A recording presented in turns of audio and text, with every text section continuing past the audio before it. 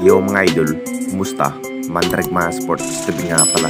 Atong usapan, Barangay Nebra, Andrew Nicholson, bagong import ng Barangay Nebra at Troy Rosario, ganadong maglaro ngayong season. Pero bago nung nga yan, kung bago pa sa aking channel, huwag mong kalimutan mag-subscribe at i-click ang notification bell para like kang updated sa tinitis upload natin.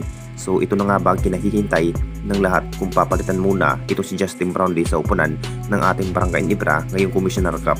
Ang plano sana ng ating Gin Kings out muna bilang import ito si Justin Brownlee sa upunan ng Barangay Nebra at si Andrew Nicholson ang magiging pamalit kay Justin Brownlee ngayong Commissioner Cup. Nabigo na nga rin itong si Justin Brownlee ang pangarap sana ng Barangay Nebra sa nagdaang season mga idol na magkakampiyon laban nga sa TNT Tropang Giga dahil may inamin na nga si Justin Brownlee na mabibigyan nga ng gandang history ang Barangay Nebra pero halos mahigit 2 taon na nga rin hindi na rin nagkakampiyon ang kupunan ng ating Barangay Nebra.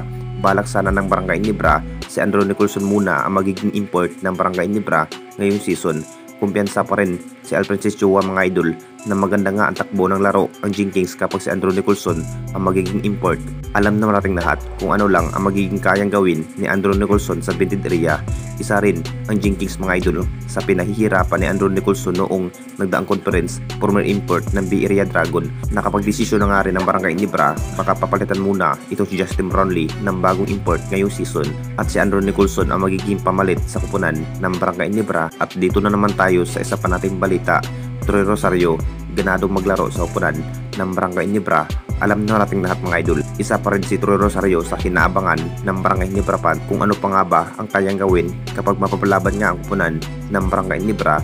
Matinding big role na nga rin ang magiging role ni Troy Rosario. May persa pa rin si Troy Rosario mga idol sa vintage area kung saan tiwala pa rin si Coach Tim na mapapalakas nga ang triangle opens ng Barangay Nebra kapag si Troy Rosario ang magiging gagawing center sa ilalim. Kung titignan nating lahat mga idol, talagang gumana na nga ba ang magiging plano ni Coach Tim na si Troy Rosario muna ang magiging magdadala sa opensiba.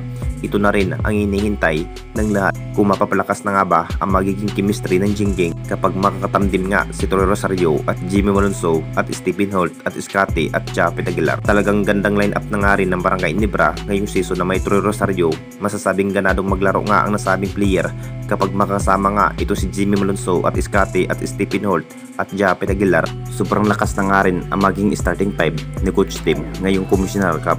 Sabik na nga rin si Troy Rosario kung saan na matitis nga ang kanyang lakas para sa kanyang panibagong kupunan ng Barangay Nebra ngayong season. Anong masasabi ninyo mga idol tungkol sa ating video?